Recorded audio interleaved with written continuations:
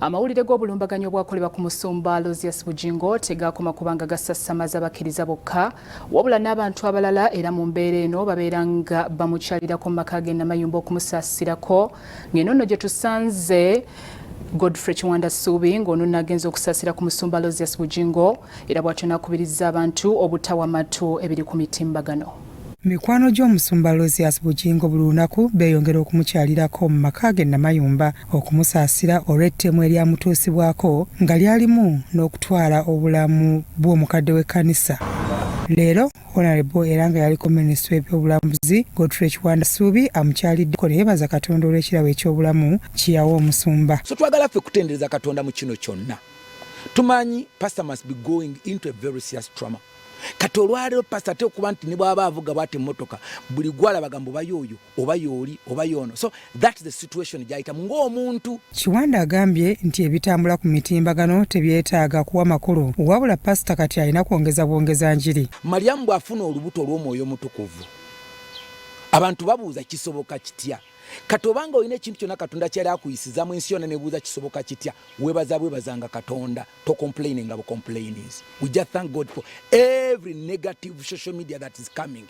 It's a good way and we thank them because they cannot believe that it can happen, but it has happened. Waliwo n'abasumba bavudde Hoima abazze okulambula ku musumba Bujjingo. Tukusiima Ruhanga muno our pastor Aloysius Bujjingo our House of Prayer Ministries International okugwa mu batemu bateera amasasa gakwingana gati yasigala hali mu meezi tukugarura Ruhanga ekitiinisa. Leero ninsiima Mukama habwa pastor Bujjingo kuba kiriho tumusanga mu mbeera zaali musimbi nnyo kuba tusobola okwogera naye tusobola okulya naye lanchi naye nga akyayinako ku bulumi kuba tulazeeko ko amawuwa gayina amasasi we gayita. Okusinziira ku Honorable eri yaliko minisita w'ebyobulambuzi Godfrey Kiwanda Suubi agamba nti amawulire agakwata ku bulumbaganyi obwatuusibwa ku musumba Aloysius Bujjingo n'omukadde w'ekkanisa tegakoma kusasamaza eri abakkiriza bokka wabula ne Ssaabaminisita wa Uganda mu kiseera kino omukyala Robinah Nabbanja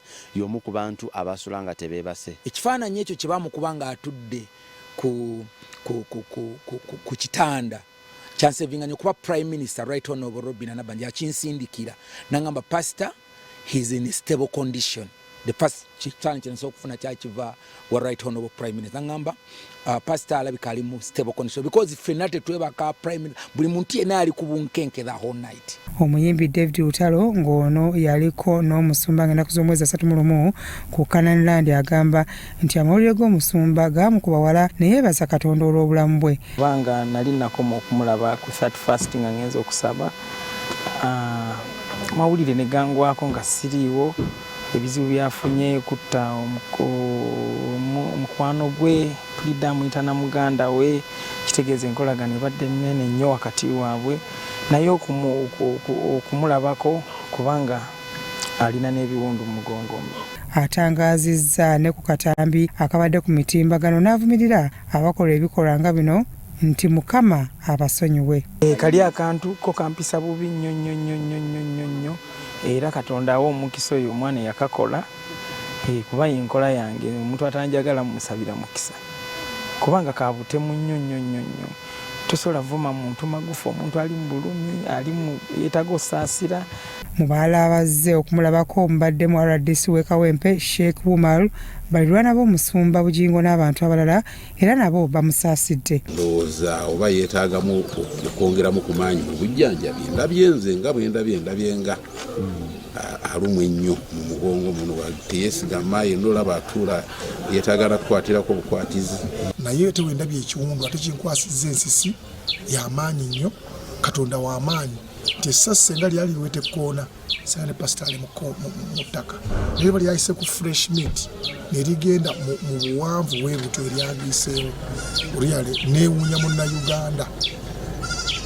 munnayuganda wamma yagamba nti omusajja tebamukoze eki tebamukubye. Nakwata essimu nenkubira ku musumba wange Katonda mulungi nti yannyanukula n'angamba nti I'm alive. Ekyo kyokka kye nakomako. Nganza amulabyeko muwala we bazaamu amaanyi tebeeraliikirira babe n'okukkiriza abale abatidde babikule Bible bagisome Katonda abatekemu omutima oguli strong basobole okuba n'okukkiriza nti embeera eyabaddewo embi ejja kuvaawo era kyaki tuddemu tusabe nga bwe twasabanga. Abakadde b'ekkanisa nabo bakomyewo okumulabako. Musumba agenda aba bulungi, Mukama agenda amukolamu omulimu era mubeere nga mweyongera okumusabira naddala abakristaayo mwenna, sijagamba nti ba House of Prayer bokka wabula abantu bonna. Abakkiriza tubagumya ti musumba waffe ali bulungi kuva luli we yajja n'atulabako ku Sande, naye kati tulaba enjawulo eri y'amaanyi nnyo. Fere tukomyewo nate kujja kumubuuzaako, naye twebaza Mukama kati ali bulungiko. Yave Sweden ngaze mu Vision Night, muwala wange kumpi buli kintu kyonna akijje mu kusaba, era tiketi tagiwuliramu okuva Sweden najja ngaze kusaba.